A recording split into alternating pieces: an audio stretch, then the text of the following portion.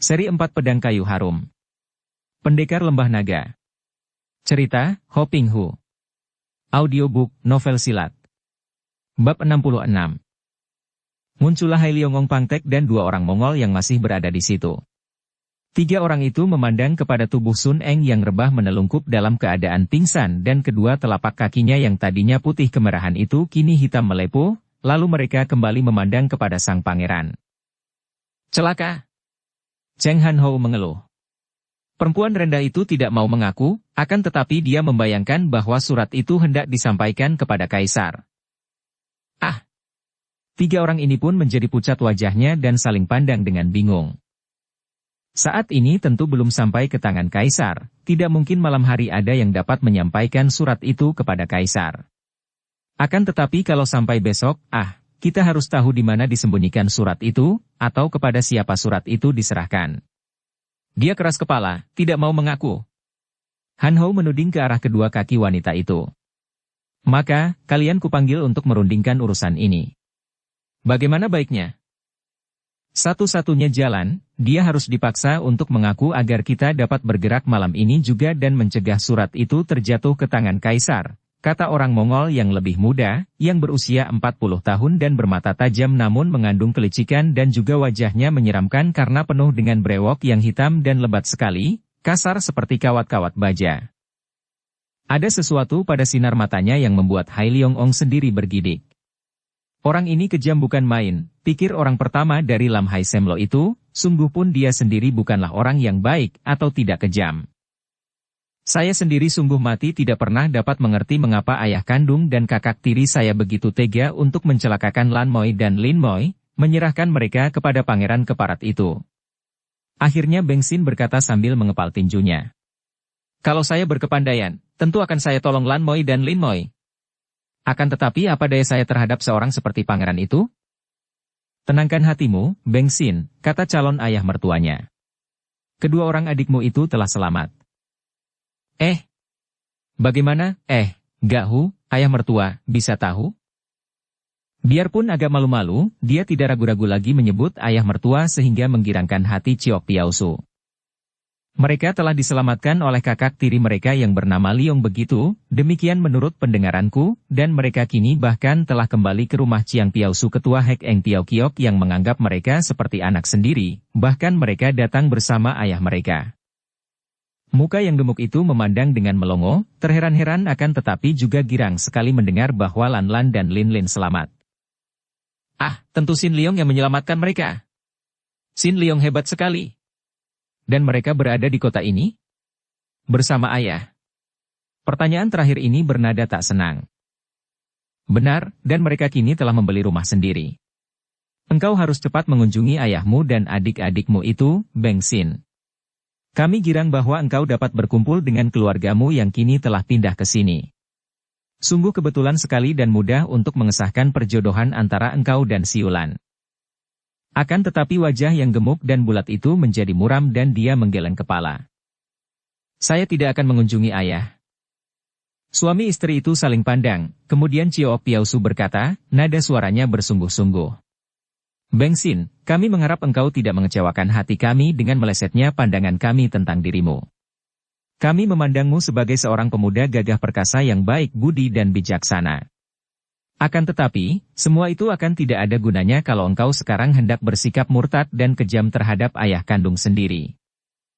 Akan tetapi, Gahu, hanya sayalah yang tahu betapa jahatnya dia, betapa kejamnya, sudah terlalu banyak hal keji dilakukan ayah. Saya merasa malu sendiri, bahkan putri-putrinya sendiri pun hendak diserahkan kepada pangeran itu, seperti domba-domba diserahkan kepada jagal untuk disembelih. Cukup, Beng Xin. Tiba-tiba Ciok Piausu berkata dengan suara keras dan tegas. Kami tidak ingin mendengar keburukan-keburukan orang, apalagi kalau orang itu adalah ayah kandungmu. Betapapun banyak penyelewengan yang pernah dilakukannya, apakah engkau sebagai putranya tidak menaruh hati kasihan dan tidak mau memaafkannya? Dia sekarang, sakit parah. Beng Xin terkejut. Benar, Beng Xin, sambung ibu mertuanya. Ayahmu itu sedang menderita penyakit yang payah, maka sebaiknya kalau engkau cepat menengoknya agar terhibur hati orang tua itu. Juga, kasihan dua orang adikmu itu yang merasa bingung melihat ayah mereka sakit. Mendengar betapa Kui Hok Boan sakit payah, dan dua orang gadis kembar itu menjadi bingung, timbul rasa kasihan dalam hati Beng Sin.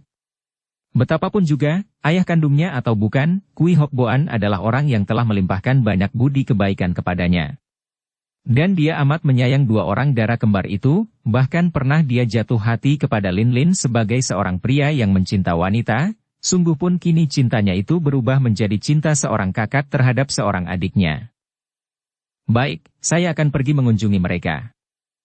Giranglah hati ayah dan ibu mertua ini dan mereka lalu menunjukkan jalan ke arah rumah tinggal Lan Lan, Lin Lin, dan ayah mereka.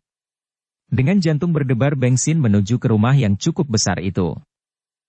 Kiranya, dengan bantuan keluarga Chiang Piao Su, Kui Hok Boan kini membeli sebuah rumah, tentu saja, yang mengurusnya adalah Chiang Piao Su bersama Kui Lan dan Kui Lin, dan tinggal di rumah ini, Kui Lan dan Kui Lin mempergunakan uang hasil penjualan perhiasan untuk membeli rumah dan perabot-perabot rumah. Kemudian sisa harta mereka itu mereka serahkan kepada ayah angkat mereka, Chiang Piao Su ketua Hek Eng Piao Kiok, untuk dijalankan, sehingga modal itu dapat menghasilkan keuntungan dan tidak akan habis dimakan menganggur begitu saja. Ketika Kui Lan dan Kui Lin melihat siapa orangnya yang datang berkunjung, keduanya menjadi girang dan juga terharu. Mereka menubruk dan memegangi kedua tangan Beng Sin sambil menangis. "Sinko!" Kui Lan terisak. "Sinko, kenapa baru sekarang kau muncul?" Kui Lin juga menangis. Beng Sin tidak dapat menahan runtuhnya beberapa butir air matanya melihat dua orang darah kembar yang disayangnya ini. "Lan Moi. Lin Moi, terima kasih kepada Tian bahwa kalian dalam selamat," katanya berulang-ulang. Dia terharu sekali memandang wajah Kui Lan yang ternyata sekarang adalah adik tirinya, sedarah dengan dia, seayah. "Kami diselamatkan oleh Liong Koko," kata Kui Lan. "Dan Liong Koko yang menyuruh kami membawa ayah pindah ke sini," sambung Kui Lin. Sukar bagi mulut Beng Sin untuk bertanya tentang ayahnya. "Ah, sudah tahukah dua orang kembar ini bahwa dia adalah saudara-saudara dengan mereka? Dan sudah dengarkah mereka tentang kematian Siong Bu? Yang paling buruk harus dibicarakan lebih dulu," pikirnya, maka dia lalu berkata. "Lan Moi dan Lin Moi, aku telah membunuh Buko." Dua orang darah itu mengangguk dan mengusap air mata. "Kami sudah mendengar semua itu dari Liong Koko, Sinko," kata Kui Lan. "Bukan salahmu, Sinko, Buko memang jahat dan dia tewas dalam perkelahian karena engkau membela kami. Ah, kami sudah tahu akan semua itu dari Liong Koko dan dari ayah. Kami pun sudah tahu bahwa engkau adalah putra kandung ayah pula, seperti juga mendiang Buko. Ah, kami sudah mendengar banyak, Sinko, tentang ayah, dia. Kui Lan tak dapat melanjutkan kata-katanya dan menangis.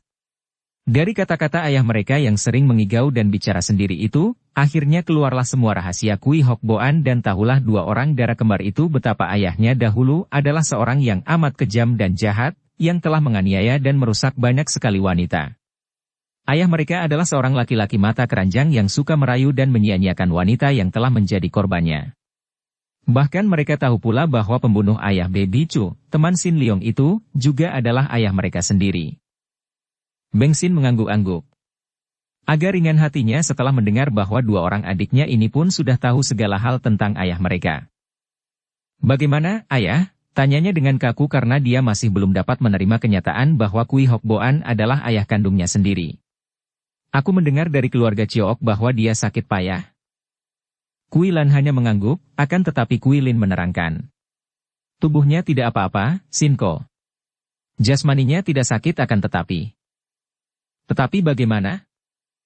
Beng Sin mendesak, alisnya berkerut dan jantungnya berdebar, dia hampir merasa dapat mengerti. Pikirannya, batinnya terpukul hebat dan dia seperti anak kecil, atau seperti orang bingung, selalu dalam duka dan sesal. "Sungguh kasihan sekali dia, Sinko." Kui Lan menyambung. Beng Sin lalu diantar oleh dua orang adiknya, digandeng di kanan kiri, menuju ke dalam dan dengan hati-hati Kui Lan membuka kamar ayahnya. Terharu bukan main hati pemuda gemuk yang memang berbudi ini ketika melihat orang tua itu. Kui Hok Boan yang dulu terkenal sebagai seorang pria tampan dengan pakaian yang selalu rapi itu kini seperti seorang jembel tua saja. Pakaiannya kusut, rambutnya kusut, tubuhnya kurus kering, matanya sayu dan biarpun kamar itu lengkap dengan pembaringan dan kursi, namun orang tua itu rebah di atas lantai kamar. Dia menoleh dan ketika bertemu pandang dengan Beng Sin, dia bangkit duduk dan melebarkan matanya. "Ayah, ini Sinko datang menjenguk," kata Kuilan. "Ayah, ini kakak Beng Sin. Lupakah ayah kepadanya?" Kuilin mengingatkan. "Beng Sin. Beng Sin, anakku," kata orang tua itu lirih seperti berbisik. Beng Sin tak dapat menahan keharuan hatinya. Dia menjatuhkan diri berlutut di depan orang tua itu sambil menitikkan air mata. "Ayah." Dia tidak dapat bicara apa-apa lagi kecuali menyebut ayah kepada orang tua itu. "Mau bicara apakah?" "Beng Sin, engkau anakku, ya, engkau telah membunuh Xiongbu. Kenapa engkau tidak membunuh aku sekalian? Bunuhlah aku, Beng Sin, seperti aku telah membunuh ibumu, Te Cui Hua, seperti aku membunuh ibu Xiongbu, Kuan Xiangli, seperti aku telah membunuh Liong Sikui. Ya, ibu-ibu kalian telah mati di tanganku semua, huhuk, mati karena aku, bunuhlah aku, huhuk. Dan orang tua itu pun menangis seperti anak kecil. Beng Sin terkejut dan memandang dengan muka pucat. Kuilin lalu menarik tangan Beng Sin, diajaknya bangun dan mereka lalu meninggalkan orang tua itu. Kuilan menutupkan kembali daun pintu kamar itu perlahan-lahan. Suara isak tangis orang tua itu masih terdengar. "Dia selalu begitu," kata Kuilin berbisik. "Kalau ditanggapi, makin menjadi-jadi. Sebaiknya didiamkan dan dia akan tertidur." Beng Sin menggeleng-geleng kepalanya. "Sungguh kasihan sekali ayah kita, dia harus menderita batin seperti itu." "Itukah hukum karma? Siapa menanam bibitnya dia akan memetik buahnya," kata Kuilin meragu. "Betapapun juga, itu merupakan pelajaran bagi kita. Ayah kita pernah melakukan kesesatan dalam kehidupannya, biarlah itu memperingatkan kita agar kita tidak sampai melakukan penyelewengan dan menjadi sesat," kata Kuilan. Memang 3 orang anak dari Kui Hok Boan ini tadinya merasa tidak senang akan segala perbuatan jahat ayah kandung mereka dan ada perasaan benci dalam hati mereka. Akan tetapi setelah menyaksikan keadaan ayah mereka yang begitu mengenaskan, lebih menyedihkan daripada mati sendiri, hidup akan tetapi menderita dalam kedukaan dan penyesalan yang tiada habisnya, timbullah rasa iba. Apakah artinya segala penyesalan setelah terlambat? Apakah gunanya penyesalan? Penyesalan dianggap benar oleh umum karena penyesalan akan membuat orang itu sadar kembali. Akan tetapi benarkah demikian? Ataukah penyesalan sekedar merupakan hiburan saja bagi si pelaku, hiburan untuk menutupi batinnya yang menderita akibat perbuatannya sendiri? Betapa seringnya kita menyesal, akan tetapi betapa seringnya pula perbuatan yang sama kita lakukan dan kita ulang kembali. Orang yang berbatin lemah dan tumpul selalu berada dalam keadaan tidak waspada dan tidak sadar, sehingga mudah saja dibuai oleh bayangan kesenangan, dan kalau sudah menghadapi kesenangannya, maka tidak teringat apa-apa lagi, tidak teringat akan akibatnya. Orang yang batinnya lemah dan tumpul seperti itu hanya mementingkan kesenangan. Baru setelah kesenangan yang dinikmatinya itu kemudian mendatangkan akibat yang tidak menyenangkan, dia merasa menyesal. Coba andai kata tidak ada akibat yang mendatangkan derita, apakah dia akan menyesali perbuatannya mengejar kesenangan itu? Tentu saja tidak. Sama halnya dengan orang makan sambal. Setiap kali habis makan, kepedasan dan menyesal, menyatakan tobat dan kapok. Akan tetapi lain saat dia sudah makan sambal lagi. Demikian pula orang yang melakukan penyelewengan, menyesal dan menangis, bertobat melalui mulut kepada Tuhan. Akan tetapi begitu berhadapan dengan bayangan kesenangan yang sama, maka diulanglah perbuatan itu untuk kemudian menyesal dan bertobat kembali. Kalau kita mau membuka mata melihat kenyataan dalam kehidupan kita sehari-hari, dapatkah kita menyangkal kenyataan yang benar ini? Bukanlah penyesalan yang kita perlukan dalam hidup. Yang terpenting adalah kewaspadaan dan kesadaran yang timbul karena mengamati diri sendiri setiap saat. Pengamatan inilah yang akan menimbulkan kebijaksanaan dan kecerdasan, yang akan meniadakan penyelewengan dan kesesatan. Dan kalau tidak ada penyelewengan dan kesesatan, tidak perlu lagi ada penyesalan dan bertobat. Kalaupun kecerdasan dan kebijaksanaan yang timbul dari kewaspadaan melihat bahwa apa yang kita lakukan tidak benar, maka seketika itu juga kita menghentikan perbuatan tidak benar itu dan habis sampai di situ saja. Tidak ada penyesalan, juga tidak ada kerinduan terhadap perbuatan yang lalu itu. Yang lalu sudah mati, sudah habis dan kewaspadaan adalah sekarang, saat ini, saat demi saat. Hidup adalah saat demi saat, bukan kemarin, bukan esok. Akan tetapi sekarang. Maka hidup waspada dan sadar adalah sekarang ini. Yang teramat penting dalam hidup adalah sekarang ini. Sekarang benar. Apakah benar itu? Tak dapat diterangkan, karena yang dapat diterangkan adalah benarnya sendiri, benarnya masing-masing, maka terjadilah perebutan kebenaran sendiri-sendiri, dan jelas hal ini adalah tidak benar lagi. Akan tetapi, apapun yang kita lakukan, kalau didasari dengan cinta kasih, maka benarlah itu. Dan cinta kasih tidak akan ada selama di situ ada si aku yang ingin benar, ingin senang, ingin baik dan sebagainya. Melihat keadaan ayahnya, Beng Sin minta kepada calon mertuanya agar pernikahan diundurkan, menanti sampai ayahnya sembuh atau setidaknya agak normal keadaannya. Karena pada waktu itu, mendengar laporan anak-anaknya tentang perjodohan itu, dia hanya mengangguk saja atau menangis. Dia keras kepala dan sampai pingsan dia sama sekali tidak mau mengaku, kata Han Ho dengan sikap kehabisan akal. Paduka serahkan kepada hamba, dan hamba akan memaksa dia membuka mulut, kata orang Mongol itu. Baiklah. Memang itu jalan yang terutama sekali. Kalau engkau bisa menundukkannya dan memaksanya mengaku, itu baik sekali.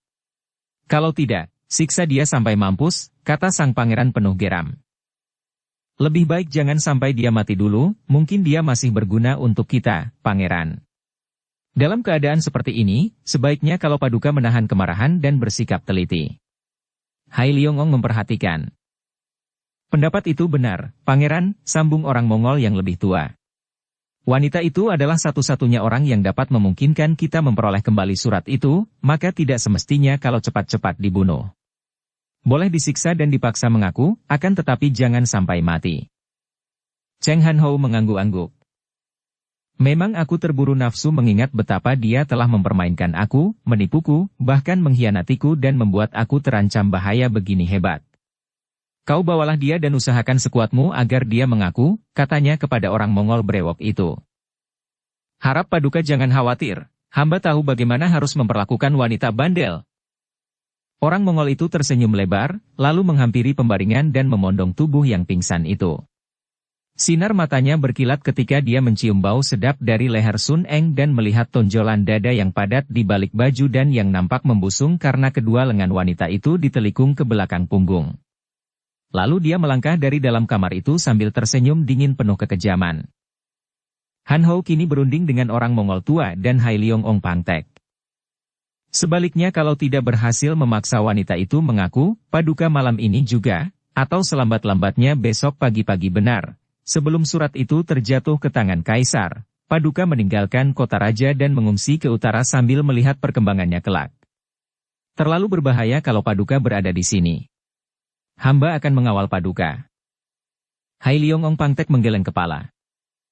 Hamba tidak setuju dengan usul itu, Pangeran. Andai kata benar surat itu ke tangan Kaisar, Paduka tidak perlu gentar atau tergesa-gesa pergi, karena kepergian yang tergesa-gesa tanpa pamit itu bahkan akan menambah kecurigaan, seolah-olah Paduka sudah mengaku salah. Hamba kira, Sri Baginda Kaisar tidak akan begitu mudah percaya laporan seorang wanita rendahan atau orang yang diberinya surat itu. Tentu Sri Baginda Kaisar akan lebih mempercayai Paduka dan andai kata pula Kaisar menaruh curiga, tentu beliau akan bertanya dulu kepada Paduka dan tidak akan melakukan tindakan ceroboh, mengingat bahwa Paduka adalah saudara tiri. Han Ho mengangguk-angguk, dapat merasakan kebenaran pendapat ini. Akan tetapi, bagaimana kalau beliau memanggilku dan memeriksaku, bertanya tentang surat dari Ayahanda Sabutai itu? Akhirnya dia bimbang lagi dan suaranya membayangkan kegelisahan. Harap Paduka tidak khawatir. Banyak sekali alasan yang dapat Paduka pergunakan. Misalnya, menyangkal bahwa surat itu adalah surat asli dari Ayahanda Paduka Raja Sabutai. Siapa yang dapat memastikan bahwa surat itu asli? Paduka dapat mengatakan bahwa Paduka mempunyai banyak musuh di dunia Kang Ou dan mungkin surat itu adalah surat palsu yang sengaja dibuat oleh musuh Paduka untuk mengadu domba. Ah, bagus sekali. Akal itu dapat dipakai, dan memang baik sekali. Engkau sungguh bijaksana, Hang Hyong. Sebutan itu menjadi bersifat menghormat dan wajah orang pertama dari Lam Hai Semlo itu berseri. Bukan hanya itu saja, Pangeran.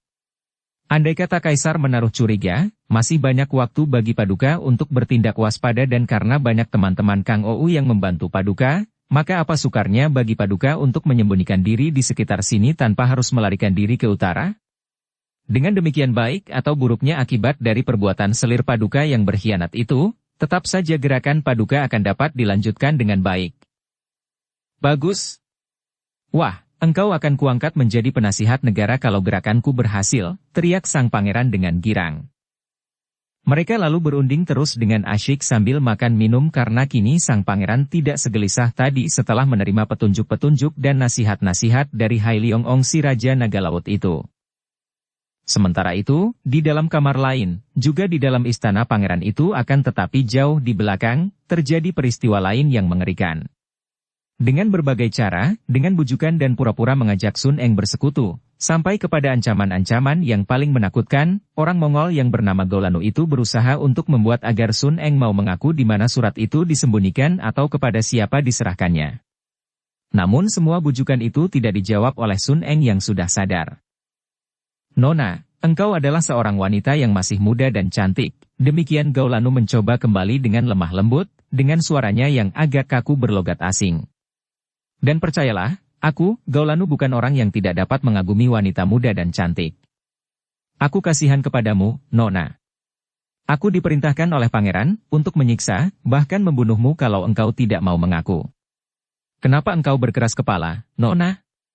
Mengakulah dan aku bersumpah untuk menyelamatkanmu. Aku tidak tahu. Sun Eng berkata singkat. Nona, kau tahu, kalau engkau menurut, aku bahkan akan mohon kepada pangeran agar engkau suka menjadi selirku. Kubawa engkau ke utara dan engkau akan hidup bahagia. Aku suka sekali kepadamu, Nona.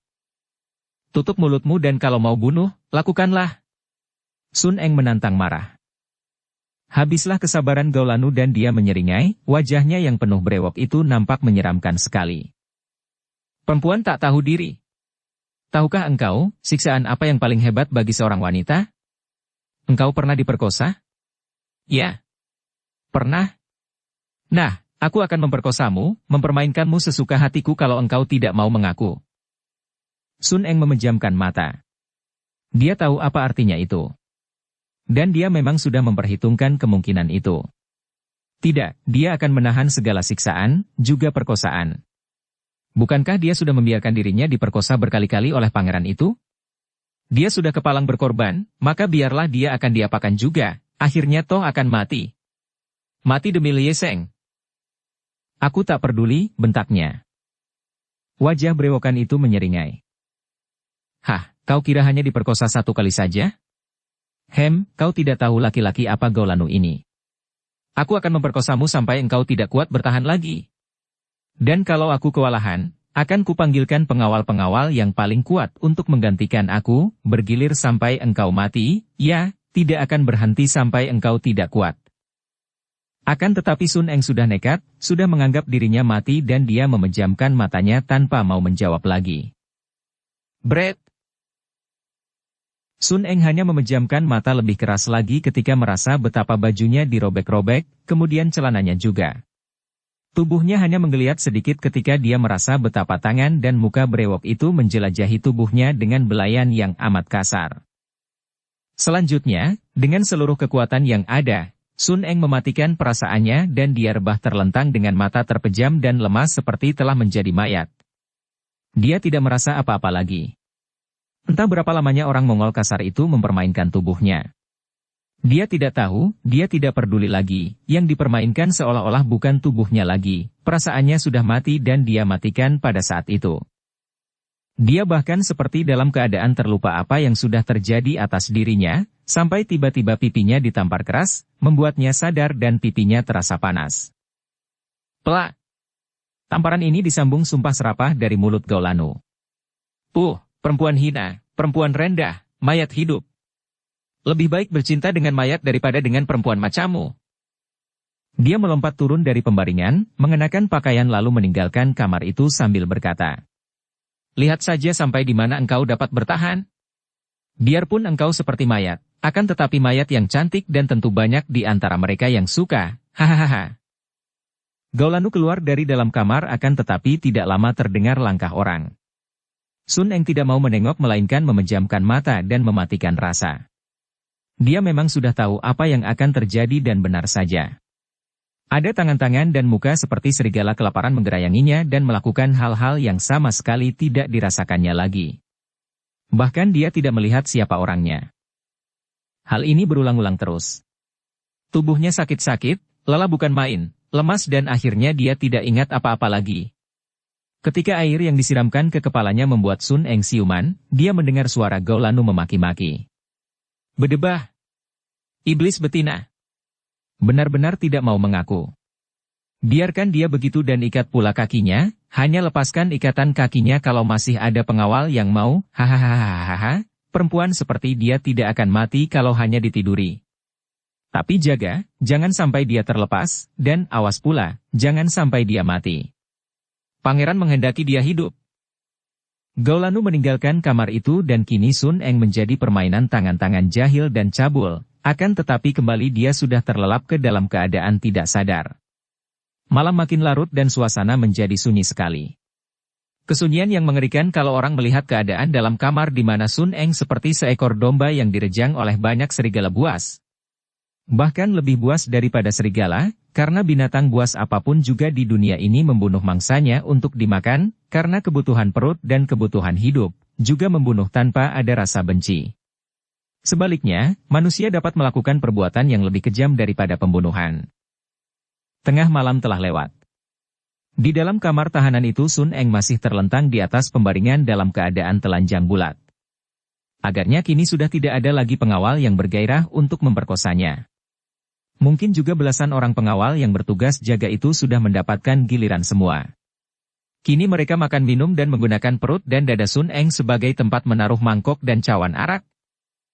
Kadang-kadang mereka memaksa mulut Sun Eng untuk dijejali daging atau dituangi arak, sampai Sun Eng terbatuk-batuk. Muka wanita yang cantik itu sudah matang biru bekas tamparan, bekas gigitan dan belayan-belayan kasar. Para pengawal makan minum sambil tertawa-tawa dan bersenda gurau. Tentu saja Sun Eng yang menjadi sumber dan bahan gurauan mereka yang kotor. Sun Eng tidak mendengar semua itu, dia dalam keadaan hampir tidak sadar. Yang terasa olehnya hanya rasa nyeri yang luar biasa, yang datang bertalu-talu bersama detaknya jantung, bersama denyutnya darah.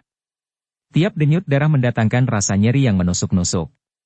Akan tetapi dia tidak mau mengeluh, bahkan makin dicurahkan perhatiannya kepada denyut darah yang bertalu-talu dan membawa perasaan nyeri yang sukar dilukiskan itu, rasa nyeri itu secara aneh pun tidak terasa lagi olehnya.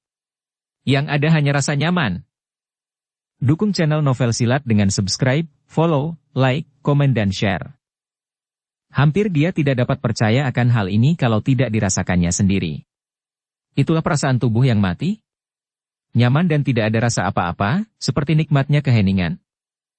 Pangeran Cheng Han Hou yang menerima laporan dari Gaolanu bahwa Sun Eng tetap tidak mau mengaku biarpun telah diperkosa secara bergantian, penderitaan yang tiada taranya bagi seorang wanita. Dia itu iblis, bukan manusia, pangeran. Kalau manusia, tentu dia sudah menyerah dan mengaku. Kalau tidak ingat akan pesan Paduka agar jangan dia sampai mati, tentu akan hamba bunuh dia. Dia itu iblis, sungguh.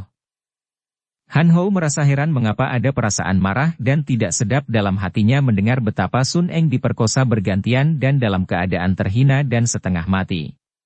Akan tetapi juga ada perasaan kagum terhadap wanita itu. Seorang wanita yang selain cantik manis, pandai sekali dalam seni bermain cinta, seorang wanita yang penuh keberanian, cerdik bukan main, dan masih ditambah lagi berhati baja dan amat setia, entah kepada siapa kesetiaannya itu ditujukan. Sayang, sungguh sayang sekali, bukan kepada dia ditujukannya kesetiaan dan cintanya itu. Mendapatkan cinta kasih seorang wanita seperti itu sungguh beruntung sekali. Dengan hati kesal dia menggerakkan tangan. Sudahlah, engkau harus mengepalai penjagaan malam ini agar jangan sampai dia lolos. Dan ini, kau minumkan kepadanya. Paksakan agar dia menghabiskan sebotol ini. Gaolanu menerima botol kecil berisi cairan biru itu sambil tersenyum menyeringai. Dia akan mati seketika, pangeran? Mengapa tidak menggunakan ini saja? Dia mengacungkan tinjunya. Sepasang mata pangeran itu menyambar dan Gaolanu cepat membungkuk. Mohon maaf, mohon ampun, bukan maksud hamba main-main. Aku tahu, kata pangeran itu kesal. Engkau heran mengapa aku bersusah payah menggunakan racun untuk membunuhnya. Akan tetapi racun ini baru membunuhnya dalam waktu 3 hari, dan pukulanmu akan mematikan seketika. Mengerti sekarang? Gaolanu mengangguk-angguk lalu mengundurkan diri. Dengan kesal Han Hou lalu menyuruh kedua orang pembantunya yang lain meninggalkannya, lalu memanggil semua selir yang lain dan dia pun melupakan kekecewaan hatinya terhadap Sun Eng dengan membenamkan diri ke dalam peluk rayu para selirnya yang muda-muda dan cantik-cantik. 3 bayangan yang gerakannya gesit dan cepat laksana bayangan setan saja berkelebatan di sekitar istana Pangeran Cheng Han Hou. Istana itu terjaga ketat oleh para pengawal, namun gerakan 3 sosok tubuh itu benar-benar hebat luar biasa, sukar diikuti oleh pandangan mata sehingga 3 sosok bayangan itu berhasil memasuki taman bunga, di samping istana tanpa diketahui seorang pun pengawal. Hal ini tidaklah mengherankan karena 3 sosok bayangan itu adalah bayangan dari 3 orang pendekar sakti, terutama sekali 2 orang di antara mereka, pasangan pria dan wanita yang tampan dan cantik, adalah sepasang suami istri pendekar yang untuk zaman itu sukar ditemui tandingannya. Mereka itu adalah Lie Seng, Chia Bun Hou dan Yap In Hong. Seperti kita ketahui, Lie Seng menjadi gelisah sekali ketika kekasihnya, atau istrinya yang belum dikawininya secara sah, Sun Eng, pergi meninggalkannya tanpa pamit, hanya meninggalkan surat yang amat menggelisahkannya karena kekasihnya itu hendak mendekati Pangeran Cheng Han Hou dan kalau perlu membunuhnya. Lie Seng tahu betapa lihainya pangeran itu dan tahu pula bahwa kekasihnya itu sengaja hendak berkorban diri untuk menolong keluarga Qin Lingpai dan hatinya menjadi semakin gelisah ketika dia mencari-cari kekasihnya itu tanpa hasil. Dia mencari sampai ke kota raja, akan tetapi tidak mendengar di mana adanya Sun Eng. Tentu saja dia tidak tahu bahwa Sun Eng pergi bersama pangeran itu, dan dia sendiri telah lebih dulu ke kota raja sehingga ketika dia melakukan penyelidikan ke istana Pangeran Cheng Han Hou, pangeran itu tidak ada, demikian pula tidak ada didengarnya keterangan tentang kekasihnya. Dalam keadaan bingung ini Lie Seng lalu kembali ke selatan dan dia mencari Chia Bun Hou dan Yap In Hong, 2 orang guru dari Sun Eng untuk membantunya. Juga untuk minta pertanggungan jawab mereka karena dia anggap bahwa mereka itulah yang menjadi sebab sehingga terjadinya semua ini. Kalau mereka tidak mempengaruhi ibunya sehingga tidak menyetujui dia berjodoh dengan Sun Eng, tentu sekarang Sun Eng telah menjadi istrinya dengan sah dan tidak akan terjadi Sun Eng melakukan perbuatan nekat seperti itu. Akhirnya dia dapat menemukan suami istri pendekar sakti ini, juga ibu kandungnya dan Yap Kun Leong, di Bunchou. Dia sudah menduga bahwa 4 orang yang menjadi buronan itu tentu bersembunyi di Bunchou, tempat di mana dulu Chia Bun Hou dan Yap In Hong bersembunyi, di mana mereka mengambil Sun Eng sebagai murid pula. Ketika Lie Seng memperlihatkan surat peninggalan Sun Eng, semua pendekar itu merasa terkejut dan juga terharu. Demikian besar cinta kasih Sun Eng kepada Lie Seng sehingga untuk mengangkat harga dirinya, Sun Eng kini melakukan perbuatan nekat yang amat berbahaya dan mempertaruhkan nyawanya untuk menolong keluarga Qin Lingpai. Saya tahu bahwa dia melakukan ini karena merasa rendah diri, karena menjadi istri saya tanpa persetujuan keluarga, juga tidak secara sah. Dan dia kini hendak mengorbankan dirinya demi keselamatan keluarga Qin Lingpai. Paman Bun Hou, bagaimanakah kalau sudah begini? Apakah saya harus turun tangan sendiri di kota raja tanpa ada bantuan sedikit pun dari paman berdua bibi yang menjadi guru-guru dari Sun Eng, bahkan yang sedikit banyak ikut bertanggung jawab atas kejadian ini? Chia Bun Hou saling pandang dengan istrinya.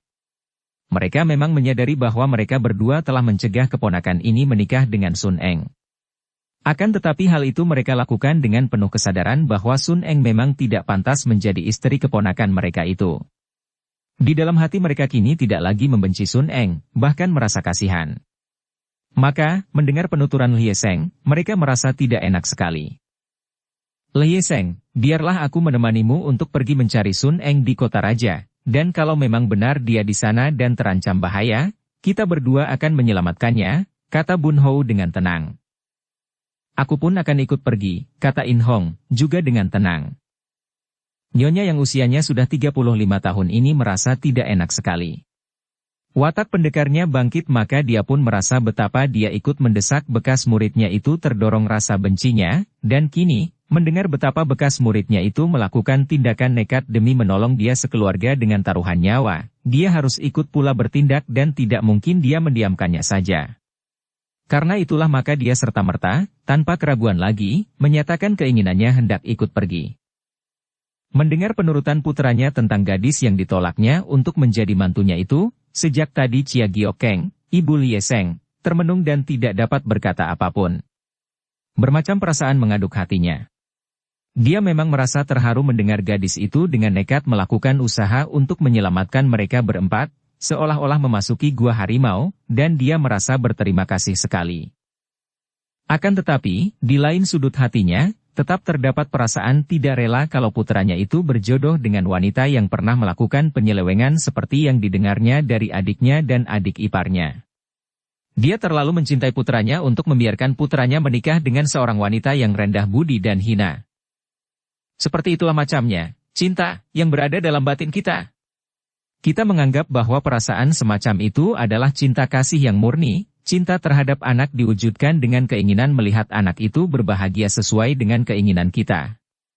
Kita selalu hendak mengatur kehidupan anak kita menurut selera kita, menurut pendapat kita, menurut pandangan kita.